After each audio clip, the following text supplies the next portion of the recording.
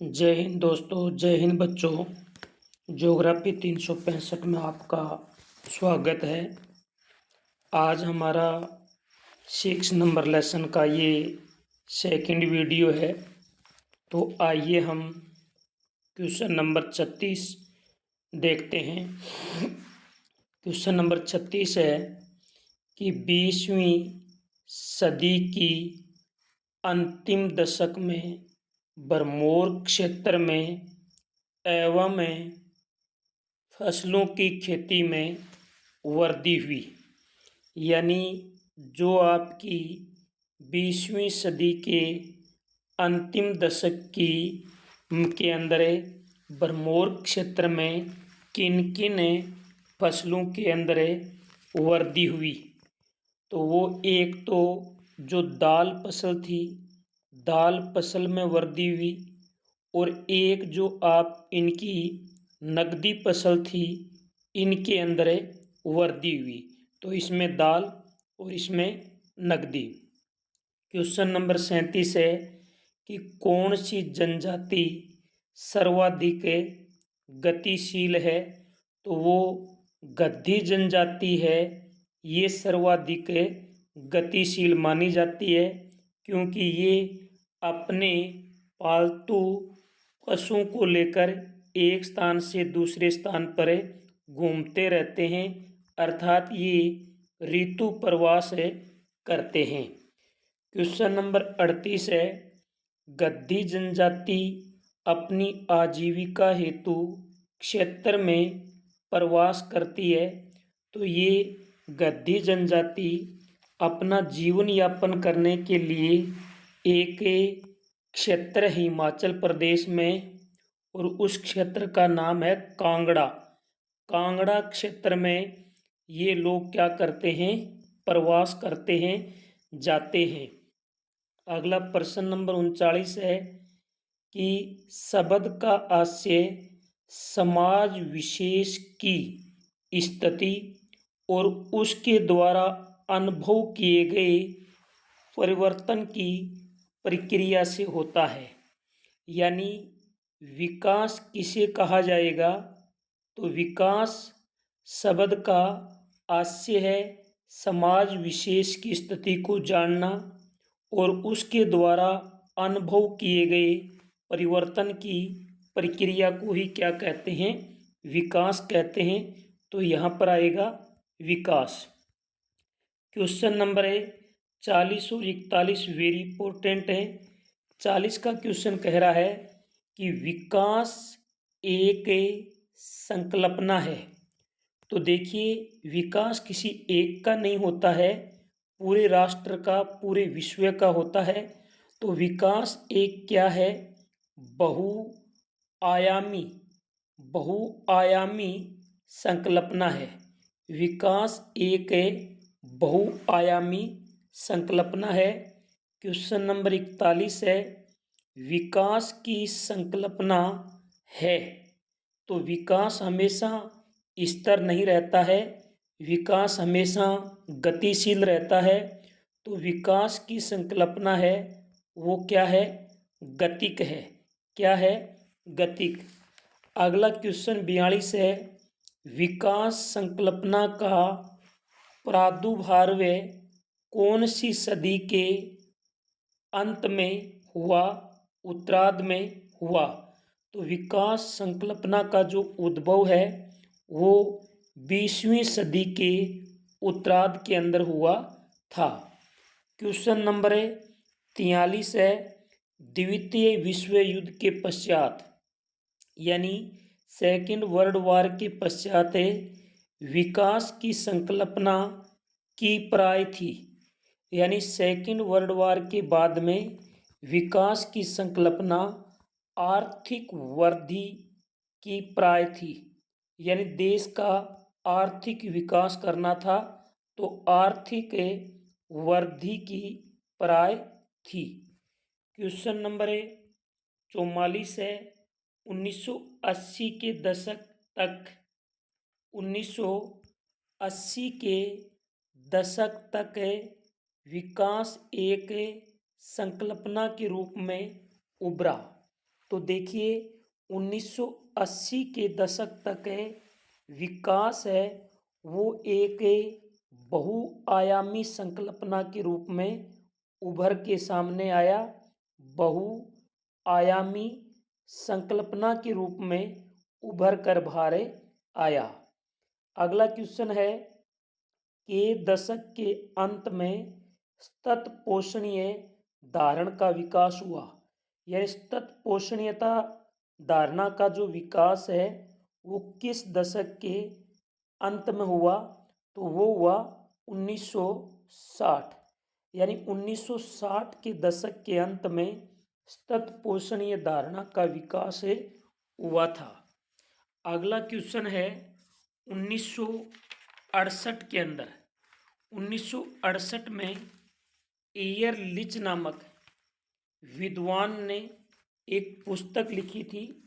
उस पुस्तक का नाम बताइए। 1968 में लिखी गई, ये भी याद रखना। लिखने वाले का नाम था ए हर आएगा, बीच में ए की जगह हर आएगा, ध्यान रखना। एयर लिच। यानी 1968 में एयर लिच ने किस पुस्तक की रचना की, तो उस पुस्तक का नाम था the population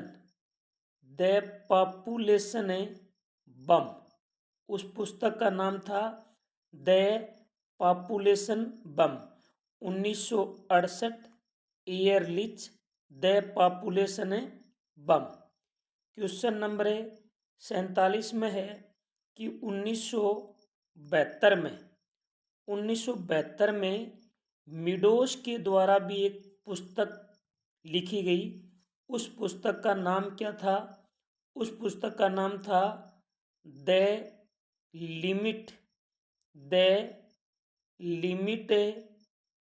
to growth. The limit to growth 1972 Meadows the limit to growth. अगला है विकास, एक ऐसा विकास जिसमें भविष्य में आने वाली पीढ़ियों की आवश्यकता पूर्ति को प्रभावित किए बिना वर्तमान पीढ़ी द्वारा अपनी आवश्यकताओं की पूर्ति करना क्या कहलाता है? तो उसे कहते हैं तत् पोषणीय विकास। उसे हम क्या कहेंगे? तत् पोषणीय विकास। यानी तत् पोषणीय विकास किसे कहते हैं? एक ऐसा विकास जिसमें भविष्य में आने वाली पीढ़ियों की आवश्यकता पूर्ति को प्रभावित किए बिना वर्तमान पीढ़ी द्वारा अपनी आवश्यकताओं की पूर्ति करना। अगला क्वेश्चन नंबर 49 है कि इंदिरा गांधी नहर को के नाम से जाना जाता था। यानी वर्तमान की जो इंदिरा गांधी नहर है इसे पहले किस नाम से जाना जाता था? तो इसे राजस्थान नहर के नाम से जाना जाता था। राजस्थान नहर के नाम से इंदिरा गांधी को पहले जाना जाता था। अगला है कौन सी नहर का सिस्टम है भारत का सबसे बड़ा नहर सिस्टम है? तो भारत में सबसे बड़ा यदि कोई नहरी सिस्टम है तो वो इंदिरा गांधी नहर का है। यानी इंदिरा गांधी नहर का सिस्टम है भारत का सबसे बड़ा नहरी सिस्टम माना जाता है। अगला क्वेश्चन है इंदिरा गांधी नहर सन में दोबारा संकलित की गई। यानी इंदिरा गांधी नहर है ये 1948 के अंदर इसके बारे में सुझाव दिया और सुझाव देने वाला था वहाँ का इंजीनियर कंवर सेन। कौन था? वहाँ का इंजीनियर कंवर सेन। तो 1948 में इंजीनियर कंवर सेन ने द्वारा ये प्रतिपादित या सुझाव या संकलित की गई। क्वेश्चन नंबर 52 है, इंदिरा गांधी नहर को आरंभ कब किया गया। देखिए, जो सुझाव है वो 1948 को दिया गया था और देने वाला व्यक्ति का नाम था यानी कंवर सेन। लेकिन इसको आरंभ है वो 31 मार्च 1958 को किया गया। आरंभ 31 मार्च 1958 को किया गया। अगला क्वेश्चन है, इंदिरा गांधी नहर पंजाब के से निकलती है। यानी इंदिरा गांधी नहर है वो पंजाब के किस स्थान से निकलती है, तो वो हरीके बैराज से निकलती है। हरीके बैराज कह दीजिए, चाहे आप बांध कह दीजिए, हरीके बैराज या हरीके बांध से निकलती है। अब देखिए, इंदिरा गांधी नहर राजस्थान के यानी थार मरुस्थलीय क्षेत्रों के अंदर पाकिस्तान के साथ सीमा बनाते हुए पाकिस्तान की सीमा के समांतर कितनी किलोमीटर दूरी में बहती है। यानी ये पाकिस्तान के साथ सीमा बनाती हुई कितनी किलोमीटर दूरी के अंदर बहती है, तो ये बहती है 40 किलोमीटर की दूरी। यानी इंदिरा गांधी नहर राजस्थान के पाकिस्तान से लगने वाली सीमा के सहारे 40 किलोमीटर बहती है। अगला प्रश्न है वो है, इंदिरा गांधी नहर की कुल लंबाई है। तो इंदिरा गांधी नहर की कुल लंबाई है 90-60 किलोमीटर, 9060 किलोमीटर है। अगला क्वेश्चन नंबर 56 है, इंदिरा गांधी नहर का कितना लाख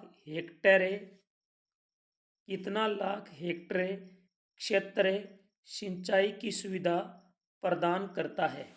यानी इंदिरा गांधी नहर के द्वारा कितना लाख हेक्टेयर भूमि है वो सिंचाई की सुविधा प्रदान करती है, वो करती है 19.63। यानी इंदिरा गांधी नहर के द्वारा 19.63 लाख हेक्टेयर कृषि योग्य कमान क्षेत्र में सिंचाई की सुविधा प्रदान करता है। अगला क्वेश्चन है, इंदिरा गांधी नहर के कुल कमान क्षेत्र में से प्रतिशत क्षेत्र प्रवाह नहर सिस्टम द्वारा सिंचित है और शेष लिफ्ट सिस्टम द्वारा सिंचित है। यानी इंदिरा गांधी नहर का जो कुल कमान क्षेत्र है उसमें कितना प्रतिशत क्षेत्र नहरों के द्वारा सिंचित है, तो वो है 70%। 70% क्षेत्र प्रवाह नहर सिस्टमों से तथा शेष जो बच गया 30% ये लिफ्ट नहरों द्वारा सिंचित है। क्वेश्चन नंबर 58 है वो है कि इंदिरा गांधी नहर का निर्माण कार्य कितने चरणों में पूरा हुआ। इंदिरा गांधी नहर का निर्माण कार्य 2 चरणों में पूरा हुआ था। अगला प्रश्न है, इंदिरा गांधी नहर का जो प्रथम चरण है इसमें गंगानगर को शामिल कर लिया गया, हनुमानगढ़ को शामिल कर लिया गया और एक जिला जिसका केवल और केवल उत्तरी भाग शामिल किया गया उसका नाम क्या है, उसका नाम है बीकानेर। उसका नाम क्या है, बीकानेर। अगला क्वेश्चन है, इंदिरा गांधी नहर के प्रथम चरण में कितनी लाख हेक्टेयर भूमि को कृषि योग्य कमान क्षेत्र में शामिल किया। यानी इंदिरा गांधी नहर, इंदिरा गांधी नहर के यानी प्रथम चरण की कितनी भूमि को यानी कृषि योग्य कमान क्षेत्र में शामिल किया गया, तो वो है 5.53 लाख हेक्टेयर कृषि योग्य कमान क्षेत्र को इसमें शामिल किया गया। अगला क्वेश्चन नंबर 61 है कि इंदिरा गांधी नहर के दूसरे चरण में बीकानेर शामिल हो गया पूरा, जैसलमेर हो गया, बाड़मेर हो गया, जोधपुर हो गया, नागौर का कुछ भाग हो गया और एक जिले का कुछ भाग और भी शामिल किया गया, उसमें है हमारा चूरू जिला। इनके अंदर इन सब को इंदिरा गांधी के सेकंड चरण में शामिल कर लिया गया। अगला 62 नंबर क्वेश्चन है, इंदिरा गांधी नहर के दूसरे चरण में कितनी लाख हेक्टेयर कृषि योग्य कमान क्षेत्र को शामिल किया गया, तो इसमें है 14.10। कितना है? 14.10 है, बल्कि जो पहला चरण था उसमें 5.53 लाख हेक्टेयर क्षेत्र था, इसमें 14.10 है। क्वेश्चन नंबर 63 है कि इंदिरा गांधी नहर में सभी लिफ्ट नहरें मुख्य नहर के कौन से किनारे से निकाली गई हैं? यानी इंदिरा गांधी नहर है, इनके अंदर जो भी लिफ्ट नहरें हैं, वो कौन से भाग से, कौन से किनारे से निकाली गई हैं? तो याद रखना, बाएं किनारे से। कौन से किनारे से? बाएं। इंदिरा गांधी नहर में सभी लिफ्ट नहरें मुख्य नहर के बाएं किनारे से निकाली गई हैं, बाएं किनारे से। क्वेश्चन नंबर 64 है, वो है इंदिरा गांधी नहर के दाएं किनारे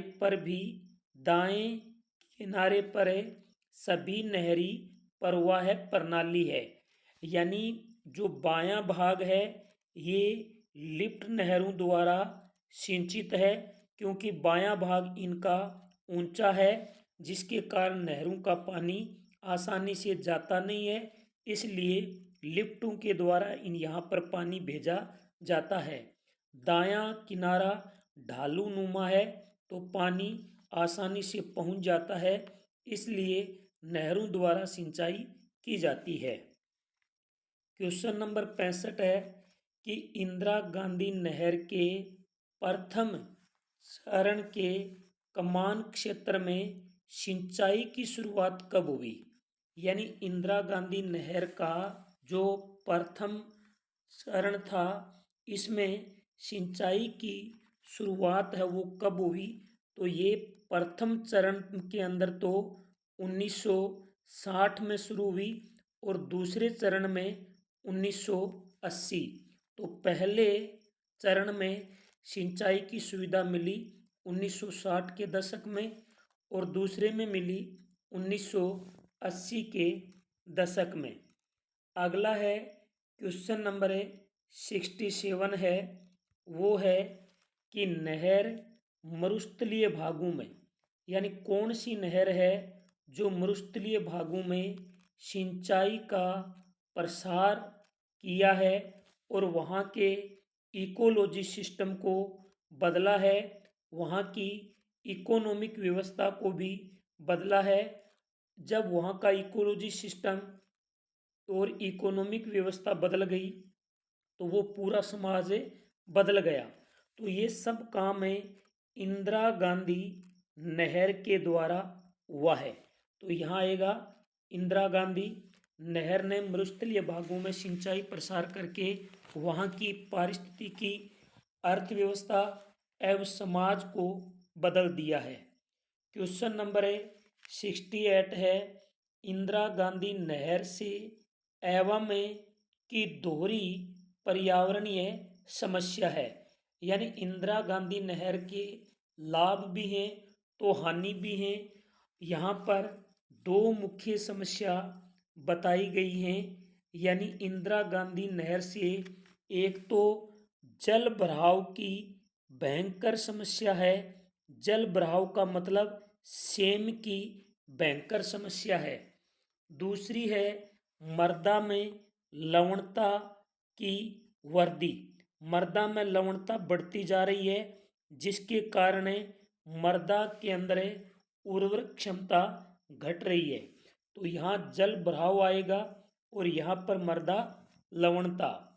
अगला प्रश्न नंबर 69 है कि जल प्रबंधन नीति को क्रियान्वयन करना है। यानी जल प्रबंधन नीति को हमें कठोरता से लागू करना चाहिए। तो यहाँ पर आएगा कठोरता। क्वेश्चन नंबर 70 है कि जल क्रांता क्वेश्चन नंबर 70 है जल क्रांता एवं लवण से प्रभावित भूमि का किया जाना चाहिए। तो 70 में यानी यहाँ पर भूमिका की जगह आप ये भूमि करना। यानी क्या कहा है इसने, जल क्रांता एवं लवण से प्रभावित भूमि का पुनरुद्धार करना चाहिए।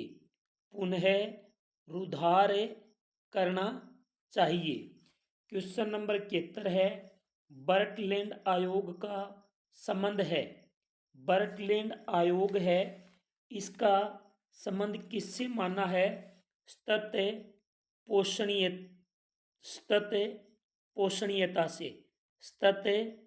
पोषणीयता से इसका संबंध माना जाता है।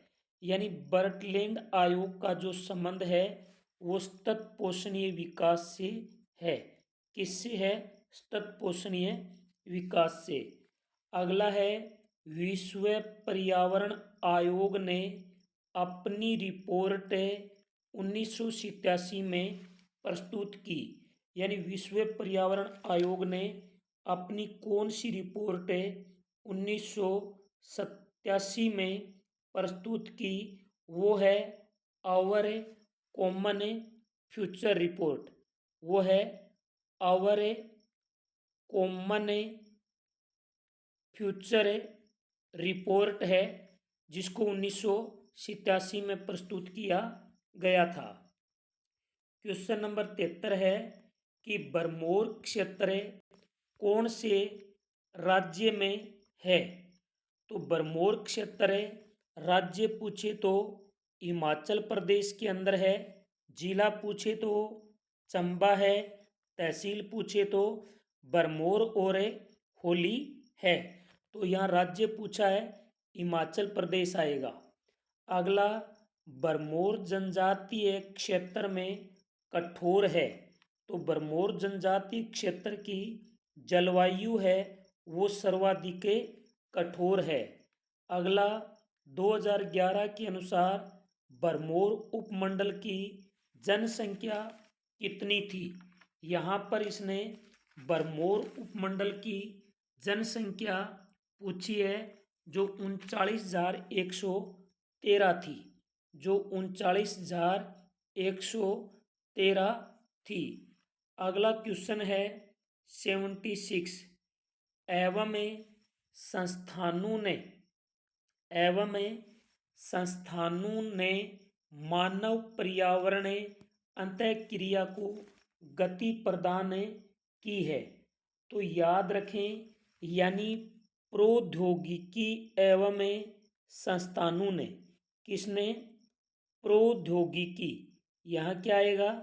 प्रौद्योगिकी एवं संस्थानों ने मानव पर्यावरण अंतःक्रिया को गति प्रदान की है। 77 नंबर क्वेश्चन है सतत पोषणीय विकास की संरचना वर्ष में प्रतिपादित की गई। सतत पोषणीय विकास की संरचना है वो किस वर्ष से प्रतिपादित की गई? वो की गई 1987 में। 1987 में सतत पोषणीय विकास की संरचना को प्रतिपादित किया गया।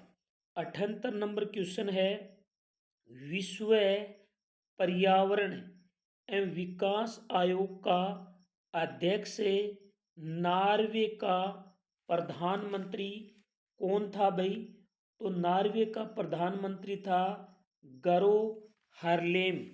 पूरा नाम लिख रहा हूं, गरो हर गरो गरो हरे लेम, गरो हरे लेम बर्टलैंड। यदि पूरा नाम याद नहीं हो तो आप बर्टलैंड भी लिख सकते हैं। गरो हरलेम बर्टलैंड, गरो हरलेम बर्टलैंड, बर्टलैंड हरलेम गरो। अगला क्वेश्चन नंबर है 79 है, वो है कि पर्यावरणीय मुद्दों पर विश्व समुदाय की, पर्यावरणीय मुद्दों पर विश्व समुदाय की बढ़ती चिंता को ध्यान में रखकर संयुक्त राष्ट्र संघ ने एक आयोग की स्थापना की। उस आयोग का नाम क्या है? उस आयोग का नाम क्या है? तो इसमें राइट उत्तर होगा विश्व पर्यावरण और विकास आयोग। यहाँ आएगा विश्व पर्यावरण और विकास आयोग।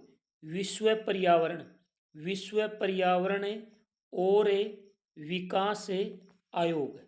अगला प्रश्न है कि पर्वतीय स्थलाकृति होने के कारण और कठोर जलवायु होने के कारण बरमोर क्षेत्र में जो जनघनत्व है वो ज़्यादा नहीं है, जनघनत्व क्या है?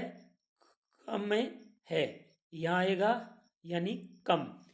अगला है ITDP का पूरा नाम। ITDP का पूरा नाम है समन्वित जनजातीय विकास परियोजना। इसका पूरा नाम है समन्वित समन्वित समन्वित जनजातीय विकास परियोजना, जनजातीय विकास परियोजना, परियोजना।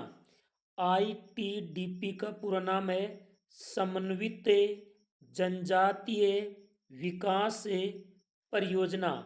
और ITDP है, ये भी ध्यान रखना, ITDP को 1974 में, कब? 1974 के अंदर 5वीं पंचवर्षीय योजना में आरंभ किया गया। तो 82 में आएगा 1974, क्योंकि ITDP को 1974 में 5वीं पंचवर्षीय योजना में आरंभ किया गया था। अगला क्वेश्चन है, तो यहाँ पर 1974 करना। अगला है एवं उत्तरी राजस्थान में, यानी भारत के 3 ऐसे जिले हैं, राज्य हैं जो सिंचाई प्रसार के कारण सूखे से बच गए। जैसे पंजाब है और हरियाणा है। पंजाब, हरियाणा और राजस्थान का उत्तरी भाग, गंगानगर, हनुमानगढ़ वाला, ये सूखा प्रभावित क्षेत्र थे, लेकिन यानी सिंचाई के कारण ये बच गए। अगला है नीति आयोग का अध्यक्ष होता है, हमेशा याद रखना, नीति आयोग का जिस समय जो प्रधानमंत्री होगा वो ही इनका अध्यक्ष होगा। नीति आयोग का अध्यक्ष प्रधानमंत्री होता है। 85 नंबर क्वेश्चन मैं आपको दे रहा हूँ, उम्मीद करता हूँ इसका उत्तर आप कमेंट बॉक्स में ज़रूर देंगे कि योजना आयोग की स्थापना हुई, यानी योजना आयोग की स्थापना आपको ज़रूर बतानी है। तो ये थे आपके 6 नंबर लेसन के वेरी वेरी इंपॉर्टेंट है रेगिस्तान प्रश्न है। मैं आपको विश्वास दिलाता हूँ कि एबेसेद और रेगिस्तान में एक भी प्रश्न तुम्हारा गलत नहीं होगा। बिल्कुल हूबहू प्रश्न आपको यहाँ से मिलेंगे। और जैसे ये रेगिस्तान वाली टेस्ट सीरीज हमारी पूरी हो जाएगी, एबेसेदा वाली हो गई है, रेगिस्तान वाली भी शायद इस वीक में पूरी हो जाएगी, तो अगले वीक के अंदर हमें मानचित्र का और जो बड़े प्रश्न हैं उनका भी अभ्यास करने वाले हैं। इसलिए आप वीडियो को ज़्यादा से ज़्यादा शेयर करें, चैनल को सब्सक्राइब करें। जय हिंद, जय भारत।